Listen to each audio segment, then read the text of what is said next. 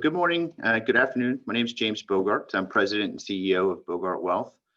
Thanks for taking some time to watch the presentation on net unrealized appreciation. Some of you might know of it as NUA, and post-retirement strategies.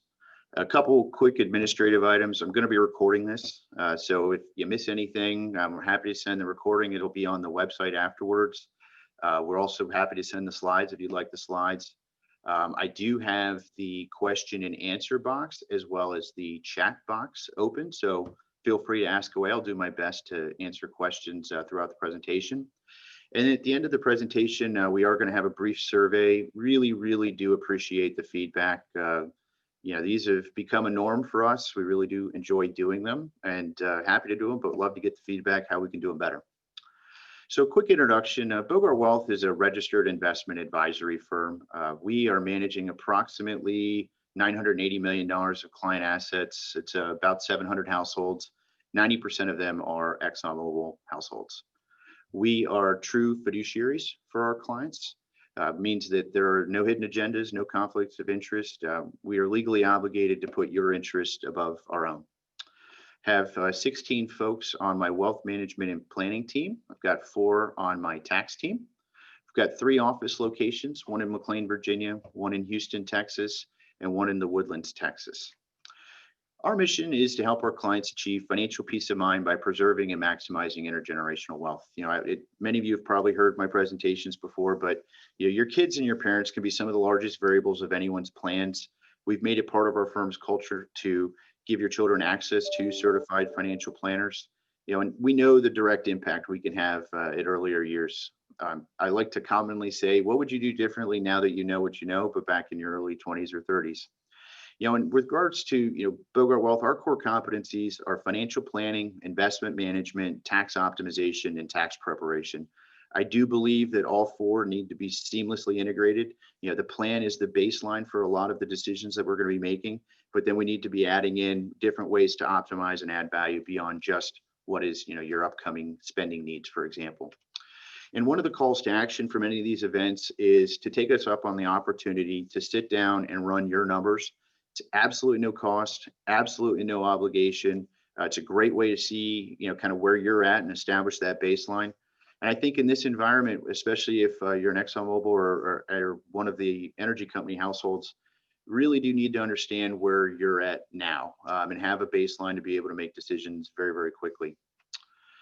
So today we're obviously going to be talking about NUA and some of the post-retirement strategies, but this is part of what we call our retirement readiness series. We've been doing this now for several years. We do different presentations on different topics that our audience has asked us to talk about. So we do one on the retirement planning timeline, one on retirement income planning, one on Social Security and Social Security strategies, one on tax planning and tax optimization strategies, one on estate planning strategies, one on long-term care insurance, and then one on Roths versus traditional IRAs and 401ks. Recently, we've been adding some different topics that aren't part of the series itself that we've been doing for a while. And frankly, if there's a topic you'd like us to talk about, more than happy to, at a minimum, add it to an existing presentation, or I'll build out a new one. All right, so today's agenda, we're going to spend the whole first part talking about what net unrealized appreciation is. We're going to integrate and talk about some post-retirement strategies, as well as estate planning strategies, some tax strategies, and some cash flow strategies related to NUA. And then we're also going to talk about good till cancel orders, cover call strategies, and then along the way, ask questions, but I'll give some opportunity at the end as well. So to set the stage for what NUA is, first, we need to talk about the different structures with accounts. Specifically, what a qualified account is versus a non-qualified account. So a qualified account is a pre-tax account, So your 401k is a qualified account, an IRA is a qualified account. And the good part is that you put money in on a before tax basis, so it's at the highest marginal brackets. So if you're making 300 grand and you put 26,000 in, you're reducing your taxable income at the highest level. You don't pay any taxes on gains or appreciation until you take money out of qualified accounts. You don't pay any taxes on dividends, and historically, you get the benefit of a company match. I know that discontinued a couple weeks ago. There are some negatives to qualified plans though. The first is if you're under 59.5, there's a 10% penalty for early withdrawals. You do pay tax on every dollar that's in those accounts. So both what you put in as well as any of the appreciation. And when you take it out, it's at ordinary income rates. And then also when you reach the magical age of 72, you have what are called required minimum distributions. You might hear me say RMD. But RMDs are when you're forced to take a percentage of your retirement accounts out each year. There's a very heavy penalty for any amount that's missed. It's 50% of the amount that's missed, plus you have to pay ordinary income on it. So very, very punitive if we miss RMDs. So those are qualified accounts. And then we talk about non-qualified accounts. So with non-qualified accounts, I like to talk about the negatives first. The first is that all of the money in a non-qualified account is on an after-tax basis. By the way, non-qualified account would be a brokerage account, your checking accounts, those are all non-qualified accounts. But to see money accumulate in those, again, it's on an after-tax basis. So you had to earn it, then you had to live, then you had to save. So typically it's the last place that most households accumulate wealth. With non-qualified accounts, you do pay taxes on dividends, even if they're getting reinvested back into the security that they're owned. You do pay taxes on gains, so appreciation when you sell something in a non-qualified account. And obviously, there's not any benefit of company match with non-qualified accounts. But there are some positives. First, they're not subject to early withdrawal penalties. They're not subject to required minimum distributions. And any appreciation is going to be taxed at capital gains rates. And so if it's held for over 1 year, it's long-term capital gains rates. And really, the reason I spend the time to talk about the different account types is to set the stage for what NUA is. And so NUA, at the highest level, it is a tax strategy. I've never seen NUA change a household's life. And I will admit, with the stock prices lower, the value of NUA has somewhat diminished. However, I'm not assuming that the stock's going to stay at these lower levels forever. We'll get back on track at some point. But what NUA is we affectionately call it a do-over. It's the ability to take money from a qualified account, pay ordinary income on the lowest cost basis shares, and transition it over to a non-qualified account. And then we can take advantage of selling those shares at long-term capital gains rates. So a couple caveats here. This is only talking about your company stock, specifically the ExxonMobil stock if you're an ExxonMobil employee. But it also includes whatever you received as a match. So the shared tranches that you have, it doesn't matter which bucket they're in. We look at the lowest cost basis shares first, and then we start to work our way to, well, up really in terms of what the cost basis threshold is. But you can choose what dollar ranges. So NUA, you're able to get very, very specific. And one of the things about the ExxonMobil plan that's unique relative to most companies is ExxonMobil actually keeps a record of every single share lot that was acquired throughout your entire career. Most companies throw everything into a stock account, and you only have the average basis. So the fact that with the ExxonMobil plan, for example, that we know the specific share lots allows us to be very targeted with this strategy. Now, in order to take advantage of NUA, you have to do what's called a full lump sum distribution from your 401k. So in English, you have to take everything out of VOYA. Now, in order to do this, you have to have had what they call a qualifying event. So those qualifying events would be separated from service after the age of 55. It had to be or attaining the age of 59.5. And the last one, it's actually two, it's death or disability are actually counted as qualifying events. But again, you got to take everything out of the savings plan. Now, one thing that's important to note is if you take anything out of the savings plan within that calendar year and you're over the age of 59.5, you have to do the whole amount from the savings plan that year. So one thing I always caution households on, if you're over 59.5, you might want to leave the savings plan at VOYA for some time, and you have every right to do it. It's a great option in terms of investments and accumulating wealth. However, if you're over 59.5, we need to have another way of how we're going to generate your cash flow needs, because that could potentially disqualify NUA in itself altogether. I had a question come in.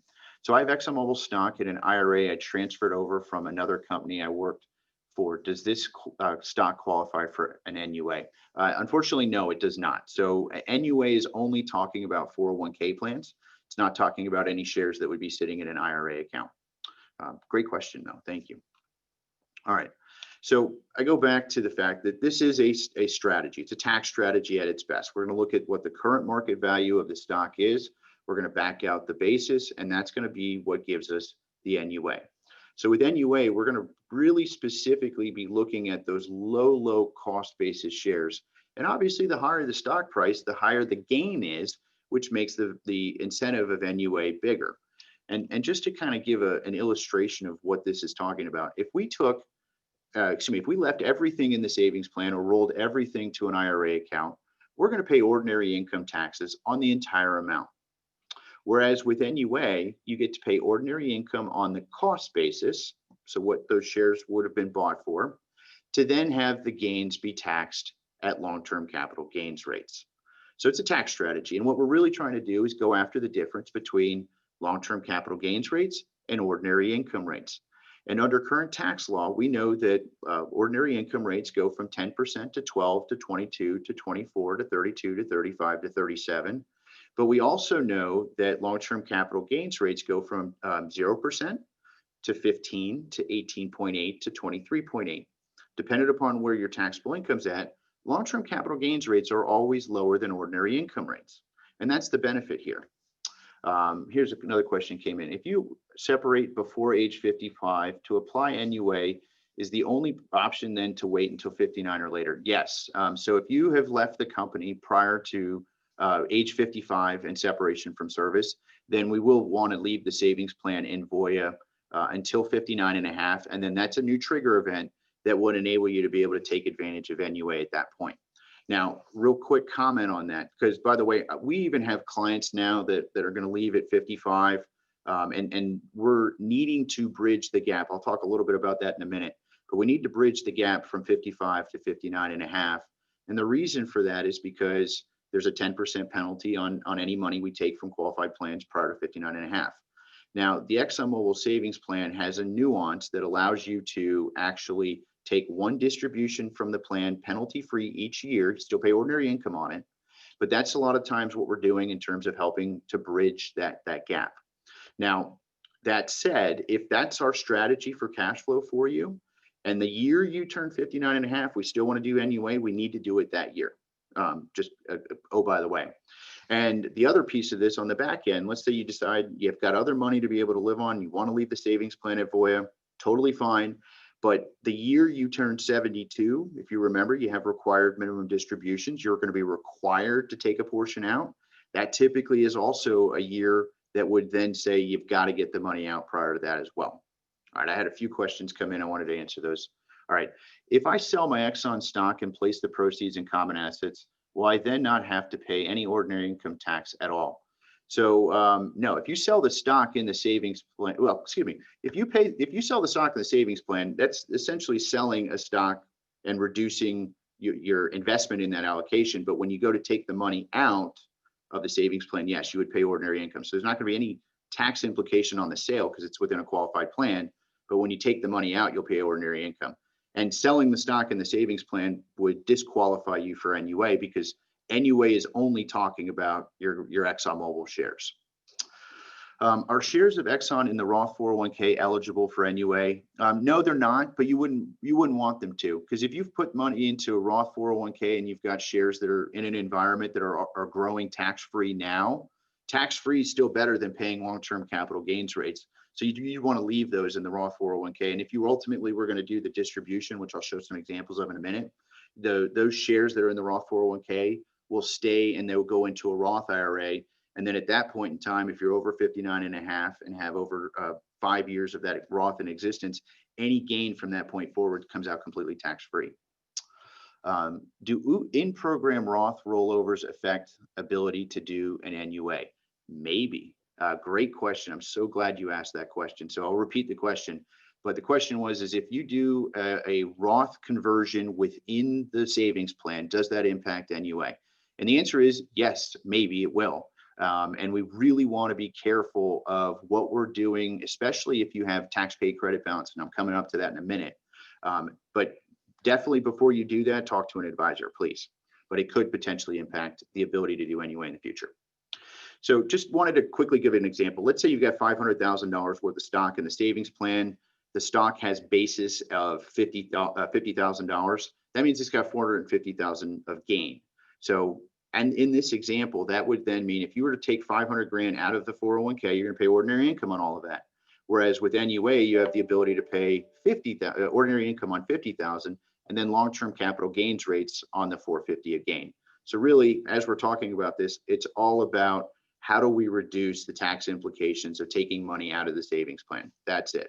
And we're really going after the difference between, again, the long-term capital gains rates and ordinary income rates. So with the savings plan, and I have a more detailed description of how this will be distributed in a minute, but we're going to have a portion of the stock that'll come out, and that's going to be NUA. It's going to go to a non-qualified account.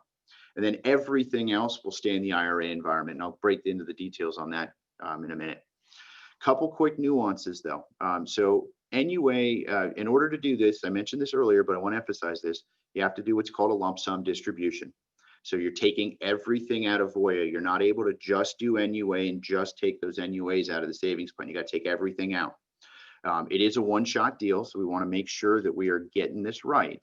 And the default, by the way, is leave it in the plan and have us help you with the numbers. We've got a phenomenal NUA tool that we use that shows different optimization points and how to do these disbursements. But again, we got to hit one of those trigger events as well. So when we look at someone's savings plan, again, we're talking just about the company stock here. And then there's a couple other nuances related to the savings plan that can help with some of the optimization related to NUA. So one of which is looking at what someone has in what's called their pre-87, post-86 tax paid credit balance. So this is a household that has a relatively significant amount, it's about $274,000. Now, a lot of times this number gets confused with what's listed in your after-tax account. That's important to understand the difference because the tax paid is what you've put in on an after-tax basis, whereas the after-tax is what you've put in on an after-tax basis plus the gain. Now, there's a lot of things that we want to talk about related to the tax paid. There's just a zoom in of what it looks like. And by the way, typically this is found at the bottom of page 2 or the top of page 3 on your statements. Happy to help you identify that. But with this pre-87, post-86 bucket, you have 3 options with it. One of which is you can actually withdraw it, use it for cash flow purposes. Another is you can roll it to a Roth IRA. This is something that is relatively new in terms of an option. It became available in 2015. And it potentially is something that we're going to be considering in conjunction with the rest of the other strategies. And then the third is we can apply it to the cost basis of those NUA shares. So going back to that example I used a moment ago, and I'll just look to the chart. Let's say we've got stock that has a cost basis of $50,000. It's got $450,000 of gain. Well, if you have $50,000 worth of tax paid, we can use that tax paid to dollar for dollar offset the $50,000 ordinary income item. And so now we're effectively going to be able to pull $500,000 worth of stock out of the savings plan and move it into a non-qualified environment. And then the only tax you're going to be obligated to pay is on the gain when you sell the stock.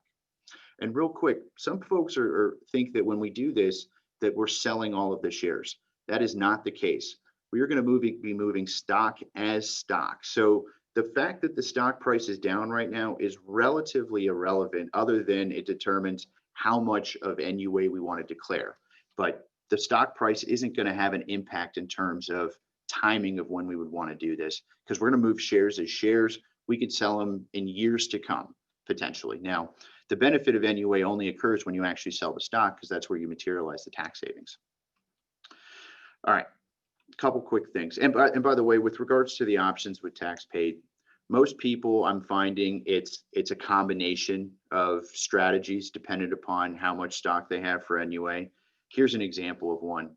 So specifically, when we're talking about NUA, we're looking at the tranches of shares that a household has. And so we're going to go line item by line item and add them up, and the accumulated value is what we're going to be looking at from a cost basis perspective. The other thing we do look at while you're still actively employed is where your savings, what your contributions are now. So pre-tax, after-tax, and then catch-up. Real quick comment on catch-up, because I've seen a lot of plans recently where people have forgotten to do catch-up. They think just because they're putting 20% in that they're automatically getting that over the age of 50 catch-up contribution. That's actually not the case. If you're over the age of 50, you need to go in and tell them to do the catch-up contribution. And the way that you know is there's this new line item listed with a specific dollar amount next to it. Now, when we go to do this distribution, we're going to theoretically have 4 different buckets that are going to be coming out. So you're going to have the NUA shares listed here, and they're going to come out and go into a non-qualified account.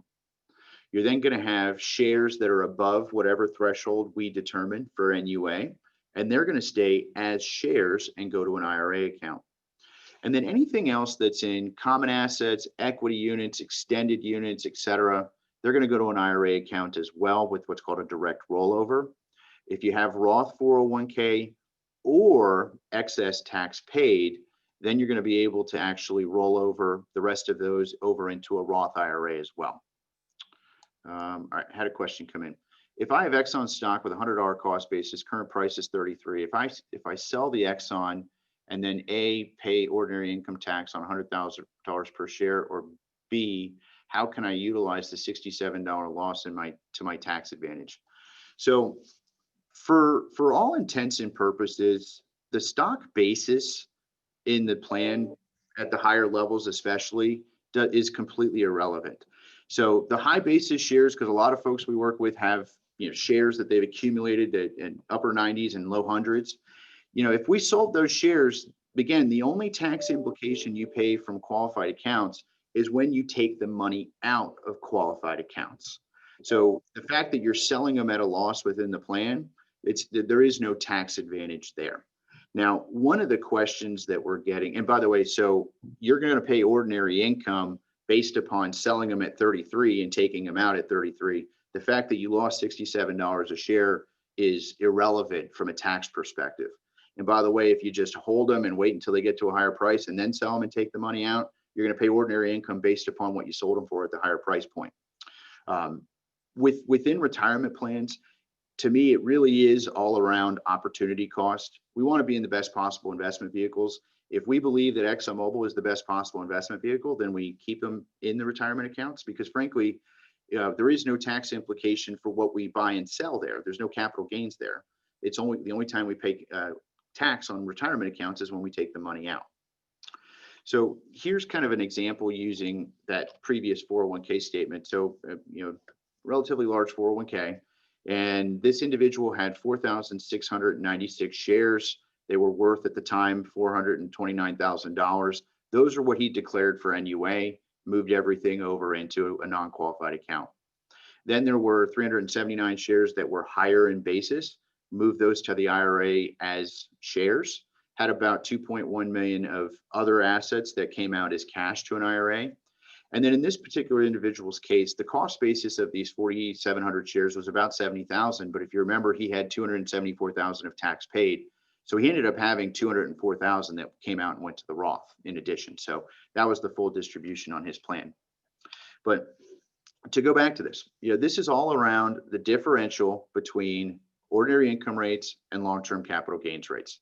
And so as long as long-term capital gains rates are lower than ordinary income rates, NUA is still going to make sense, assuming you have low basis shares. So here's kind of another example of a situation and kind of some of the tax impact that we saw across the board. So client's cost basis on his shares averaged out at $29.46. Total cost basis was $190,076. He had 6,452 shares. Now, this particular individual had $187,000 worth of tax paid. So he used the 187 to offset the 190. So the year of retirement, he only had a $3,032 ordinary income item for taking advantage of NUA. He's in a high bracket, so he paid about $1,200 in taxes roughly. And then we look at the value of the shares. Now this is a little dated, but more for illustrative purposes. Assuming the stock was at $50 a share, those shares were worth $322,600. We back out the basis. The gain on those was about $132,000. So if he paid 15% when he sold those shares, he's going to pay an additional $19,879 in gain. So the net amount, if you back out what he paid in cost basis to get it out, and then he paid in long-term capital gains, he's going to net out about $301,000.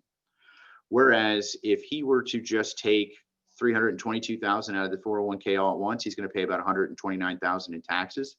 His net amount is about 193,000. So in this example, the differential, the proceeds utilizing NUA, he's going to realize 301,000 net taxes versus taking it directly out of the 401k. It's 193. So the net benefit to him is about $107,000 of taking advantage. So again, it's a way of saving some tax dollars. This is an example that's a little bit bigger one, but the point is as long as NUA is going to save you some money in taxes, it's a strategy you still want to utilize. Now, if you're in the position where you've got a very large amount of pre-87, post-86, we need to look at the benefit of NUA also relative to some other strategies like moving that tax paid balance over into the Roth to have that portion growing tax-free for that point forward. So a couple sensitivities, factors that are going to favor doing more NUA. If the stock price is going to rise in the future, we're going to do more NUA. If you plan on using the proceeds sooner, maybe it's a large purchase, second home, helping kids, whatever it is, then we would want to do more NUA. If you're retiring under the age of 59 and a half and we need to use the NUA stock to help with bridging cash flows, do that. Or if you're in the fortunate position where you expect to have what we call excess required minimum distributions at later years in life. And what excess RMDs are is if the amount of income you're bringing in versus what you want to spend is higher than what you want to spend, then we really should look at strategies of getting money out of the savings plan and into an environment where it's not going to be subject to required minimum distributions. So then we talk about some things that would favor doing less NUA. If you believe the stock price is going to fall in the future, well, if you think it's going to continue to fall, then I'm still going to ask the question, why would you still own it? But I know there's some level of emotional connection to the stock lately. Anyways, also, if you have no plans of ever selling your ExxonMobil stock in your lifetime, you'll never materialize the benefit of NUA, so you really shouldn't even consider it. And then lastly, if you have a complete preference of taking that tax paid credit balance and having that all go to the Roth, then we should do less NUA as well. So the key is finding that optimization point that's going to matter the most for your situation. So when we talk about advantages, some advantages of NUA is that we're going to use long-term capital gains rates as opposed to ordinary income rates. We're not subject to required minimum distribution rules if we take advantage of NUA. You don't have the 10% early withdrawal penalty. And lastly, you can offset the cost basis of the NUA, so what you'd have to pay in ordinary income with after-tax money, tax-paid money that's in there. Some disadvantages of NUA is that the cost basis is taxed at ordinary income if you don't have any tax-paid credit balance. There is no benefit of continued tax-deferred growth once we take the stock out of the savings plan. There also could potentially lead to a significant amount of ExxonMobil stock that can lead to a less diversified portfolio. We've seen that a lot lately. And then also, once we take the NUA shares out and they're in a non-qualified environment, the dividends are taxed annually at qualified dividend rates. For most of our retired clients, that's not a big deal because it's part of their cash flow strategy. But if you're really trying to optimize from a tax perspective, that can lead to a little bit more dividend income coming in. All right, so that's kind of the quick and dirty on NUA. I do also have a white paper on the website that we've put up that has some other examples with NUA. Really encourage folks to take a look at that. We've got, I think, 2 different blog posts as well that talk about strategies and application. So before you're retired, and some things that we need to talk about while you're still working is, first off, let's review your contributions. Let's look at what you're saving on a before-tax basis versus after-tax basis. With the discontinuation of the company match, there is the opportunity to put a lot more into the 401k on an after-tax basis. And it's definitely something that we should be looking at. We also want to review your NUA cost basis versus the amount of tax paid that you have. The financial advisors will always have you save more. Many of you probably heard my joke, the advisor and me, it's going to have you work till you're 80, you'll die at 81. I'll also have you save every dollar you make and leave nothing left to live on. It's a horrible joke, but there's a lot of truth to that, in that the longer you work, the more you're going to have, the more you save, the more you're going to have. And so obviously we say save more. But also carefully consider, if you've got stock still that's low basis, definitely make sure that you're very mindful. If you are going to sell some stock at some point, make sure you sell high basis down. One thing that I've found is really detrimental is using the rebalancing tool on the savings plan. If your intention is to reduce stock or sell other investments within the plan, use the fund transfer or call Voya and have them do it.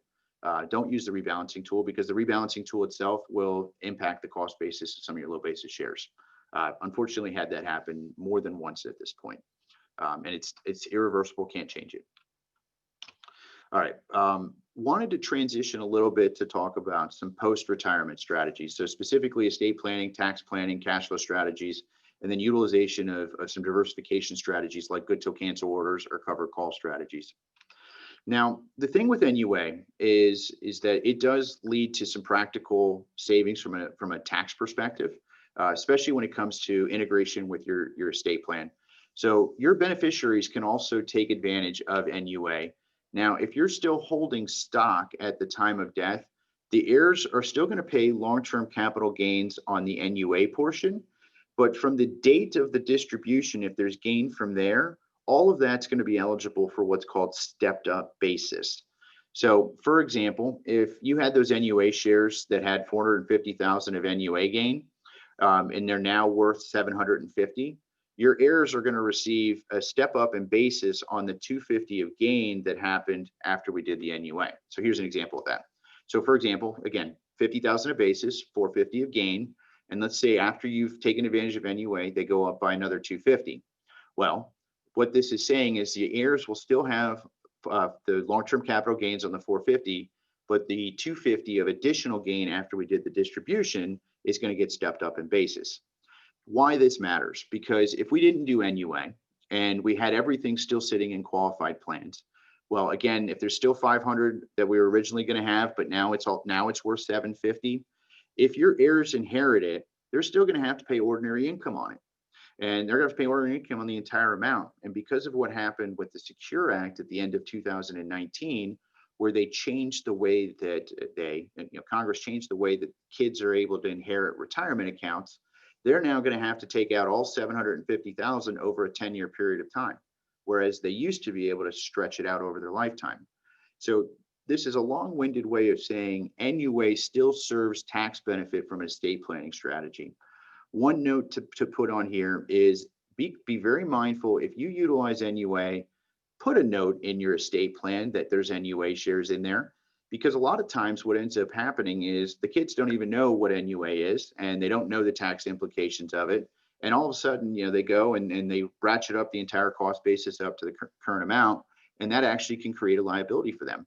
So part of what we're doing is maintaining the records of what the NUA is. We'll integrate it in with the estate plan as well, but it's definitely something you want to be mindful of if you're going to take advantage of NUA. All right. Real briefly, wanted to talk about cash flow planning if you're under the age of 59 and a half. So reason for this, again, is there's a 10% penalty to take money out of a 401k plan or an IRA account. So the lump sums, if you take a lump sum, that's typically not an option available from a cash flow perspective. And so one of the biggest hurdles we have for any household going under the age of 59 and a half is building a strategy and plan in place to bridge that gap. One of the ways of doing it is just any after-tax savings you have. So if you got money in a brokerage account or money market accounts, that's the first place. It's the easiest. It's typically the least with tax implications. The next is potentially using NUA. So what this means is we can move shares from the qualified environment to the non-qualified environment and then sell them as we need to be able to use for cash flow purposes. Now, I will tell you, this is a risk. With that risk is because we're going to be dependent upon the stock price to be able to bridge that gap. And we've had this happen this year with clients who had stock, they moved it out, and that was the plan. And now all of a sudden it's gone down 47% in value. What we had budgeted to be able to get to that hurdle, all of a sudden it's no longer as viable of an option, or they're going to be forced to sell the stock here at 33, 34 bucks a share in order to bridge the gap. So it's a strategy that needs to be considered thoroughly with regards to other strategies as well. In terms of bridging the gap, you could also consider part-time work and consulting. You also have the ability, as I mentioned earlier, you can leave the savings plan at Voya and once a year take money out penalty-free. But just remember, the year you turn 59 and a half, that's a trigger event. And if you took any money out then, you need to make sure you're going to do NUA that year. There's also a tax provision called 72T where you can turn an IRA account into an annuity where you have to take out the exact same amount for 5 years. It's it's extremely strict in terms of you have to take that same amount out, but it's also somewhat confining if we do ultimately need to have more money than that. So It's not one of my top priorities of options. And then lastly is using lines of credit, whether it's collateralized on a home or your portfolio. I am not a big fan of accumulating debt in order to be able to fund our cash flow needs. However, it does make sense if we're avoiding a 10% penalty, and right now you're able to borrow in the low 2% range. It's a temporary bridge, especially if we're real close within 6 or 9 months. Temporarily do it, and then as soon as we hit 59.5, we go back and we pay it off, as an example. All right. So talking a little bit about tax strategy, and this is really talking about tax strategy with relation to NUA, but in order to do so, you really need to understand the tax implications of the different buckets of money that you've got available to you and how you're going to fund your retirement needs. So Social Security, for example, it says, partially taxable as ordinary income. Realistically, 85 cents of every dollar is going to be taxed at ordinary income for most ExxonMobil households. Then pension income, interest income, and then IRA and 401k distributions, those are all taxed at ordinary income rates. Dividend income as well as long-term capital gains rates are all going to be at long-term capital gains rates. I'll come back and talk about that in a second. Roth IRAs not subject to tax as long as you're over 59.5 and have 5 years of history, as well as liquidation of any investment principal. So therein lies another tax opportunity that could potentially be had, which is utilization of long-term capital gains rates. And we've talked about NUA in that we're looking at the difference between ordinary income rates and long-term capital gains rates. But this does integrate a little bit of planning work. So for example, if you're married and your income is under $80,000, long-term capital gains rates for you are 0%. Then they go to 15% up to 250,000. If you're over 250 and under 497, they're at 18.8. And if you're over 497, it's 23.8. So with this, right, if you're having a really expensive tax year, and ultimately we don't need to sell stock or something that's at a big gain, we need to make sure that we look at the timing of sequencing of when we're going to do these transactions relative to what the tax implications are. For example, if you're going to go from over 497 down into 200, well, that's a 8.8% differential in long-term capital gains rates. Just something to be mindful of relative to buying and selling or doing transactions. But same goes to funding your cash flow needs. If you have the ability to optimize and keep your taxable income below $80,000, why not utilize 0% long-term capital gains rates? And a lot of folks say to us, hey, look, I can't live on 80 grand. Well, I understand that. The point is keeping your taxable income below 80 grand. And in retirement, that's the first time since you started working that you have the ability to determine where your taxable income is coming from and what's creating taxable income. So if you happen to have, let's say you need $150,000 a year to live on, $12,500 a month, pretty simple. Well, if you happen to have that sitting in a money market fund and we set it up to have that pay $12,500 every single month, that's your paycheck now. Well, we haven't really created any taxable event there. It's a money market account. We've liquidated principal. It's returned back to you tax-free. So that then creates a planning opportunity where if we've got after-tax assets to be able to live off of to bring your taxable income down, well, hey, now we can sell that stock that's got gain for 0% capital gains rates. And that's a great way of leveraging. So for example, we go back to that illustration where I said we pull 500,000 of stock out of the savings plan. If you had 50,000 of tax paid, you were able to get the stock out tax-free. But then what we do is we come up with a strategy, a cash flow strategy, where we're able to sell enough stock every single year and harvest 0% capital gains rates for those years. Now, this does also need to come in conjunction with some other tax strategies. It might be looking at positions that have losses. If you've got restricted stock that probably have losses, we can use those to offset some of the gain and free up some cash flow there. But we also really want to be mindful of Roth conversions. Now, Roth conversions are another strategy we're going to use to help with managing future required minimum distribution implications. And again, if we can use this stuff to keep us in low brackets relative to what we're projecting you to be in future years, this makes a lot of sense and something to be mindful of. All right, a couple of the things we wanted to talk about were good till cancel orders. And the reason that we talk about good till cancel orders, I know this is slightly dated, but I wanted to illustrate a point. The stock historically has traded in ranges, and part of what we believe is very important is looking at your overall asset allocation and making sure that your exposure to any one position, not just ExxonMobil stock, but any one position is in line. And so the reason we utilize good till cancel orders is because we can set up a diversification strategy in the future We pick the price points that we're comfortable selling the stock at. And even if the stock blips up just for a brief second and gets above those thresholds, well, that order is going to execute. So like, for example, this was an example of when we did one at 45s. Here's an example where we were doing one. And I know we missed these days, but when the stock was back in the 80s, we'd set them at 80, 83, and typically higher price points at that. But even if they blip up, even for a brief second, those orders are going to execute. And that's part of why we want to have a diversification strategy in place. And good till cancel orders are one of the main reasons why I'm recommending anyone who's got stock in the 401k, you can move it out into a brokerage account, whether it's an IRA or an after-tax account. And then at that point in time, you'll have the ability to use good till cancel orders. One of the criticisms I have of the savings plan is that you only get the average price the following day. So if you want to be very specific on what price you're looking for to sell it, we're going to have to get it out into a brokerage account. All right. Real quick, I wanted to talk a little bit about covered call writing. Now, covered call writing has been less popular lately, considering where it used to be when the stock was at higher price points. But this is a strategy that we use to generate a little bit of extra income while we're still intending on holding the stock. Now, one quick caveat, you cannot do covered calls or any option strategies related to ExxonMobil stock or energy futures while you're actively employed. Once you're retired, though, that restriction goes away.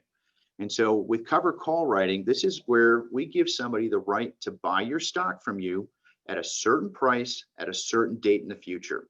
In return for that, they're going to pay you a premium. You get that premium today, and you get to continue to hold your stock. You get to continue to collect the dividends while you still own it. But between now and that price point, that date in the future, they have the right to buy it from you at that certain executable price point. So we talk about what that strike price is, what the time frame is, how much they're willing to pay you in premium, and then what the underlying price of the stock is. So, back in the heyday, when the stock was trading at significantly higher premiums, we were able to write these in the 80s, and we were getting $3 or $4 or $5 a premium. We would continue to hold the stock, and then ultimately, if the stock were to move up parabolically, then we'd have to sell some stock. Not the end of the world.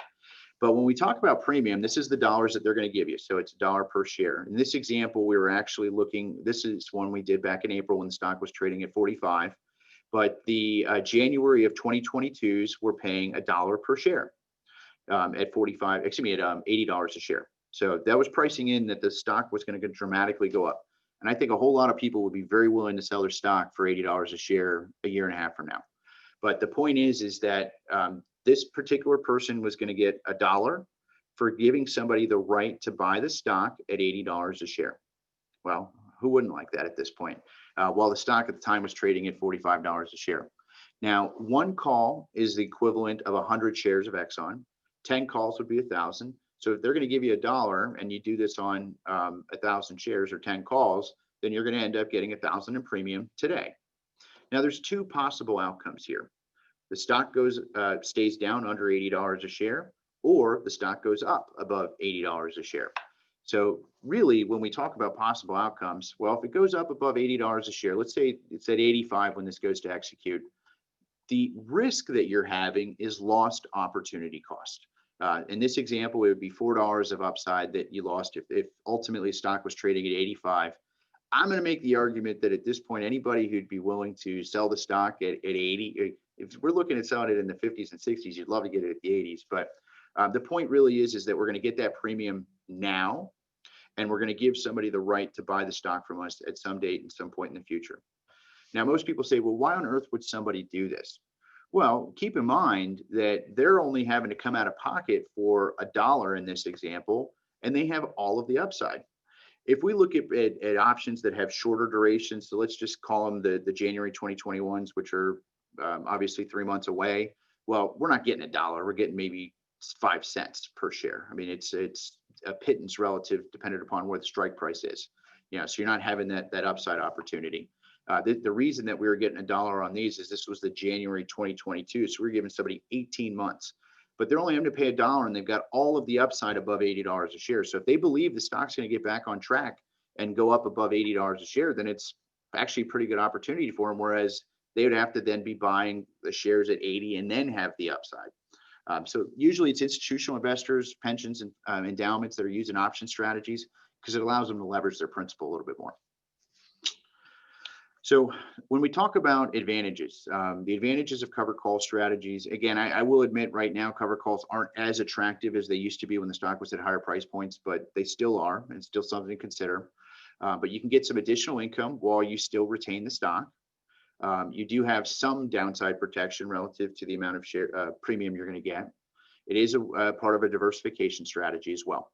Now, some disadvantages would be we are capping our upside. So, and that by the way is probably the main reason why I'm not doing a ton of these right now, because any level of premium that we'd be attracted to, we're giving somebody the right to buy the stock at 35, 37, 50, or 40.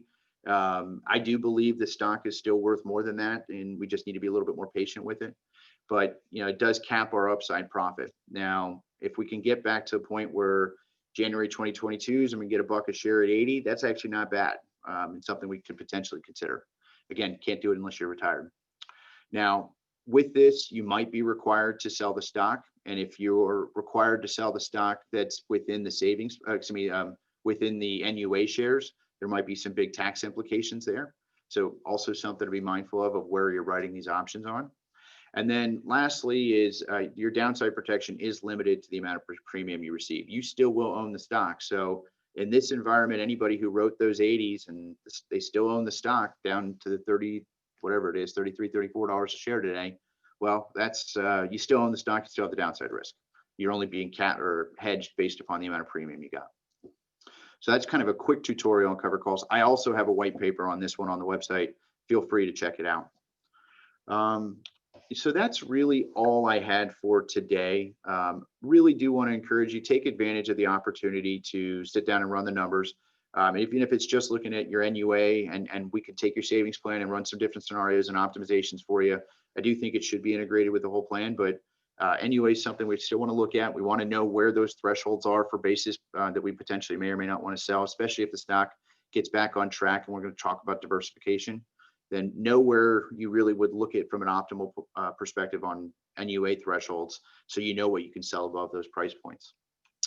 I do have a couple events coming up here. Next week, I'm going to do one on why you should consider Roth conversions now. I think that might be very timely depending upon the outcome of the election, and especially if we're potentially going to have higher tax rates in future years. This is the year we might really want to look at doing Roths. And then on November 4th, I'm going to bring back and talk about discount rates for the ExxonMobil lump sum. With regards to discount rates, first quarter rates have now officially been announced as of this last Friday. And first quarter for the segments are now at new historic lows. Grandfather category stayed flat at 1.25. If you'd like, just look at any of my previous webinars and we'll talk about kind of where we're at. And here's a little bit of contact information for us and my team. Mindy and Sydney are going to reach out in the next day or so to follow up. If you have any questions, please feel free to reach out. But thank you again for spending a little bit of time with me, and stay well. Talk soon.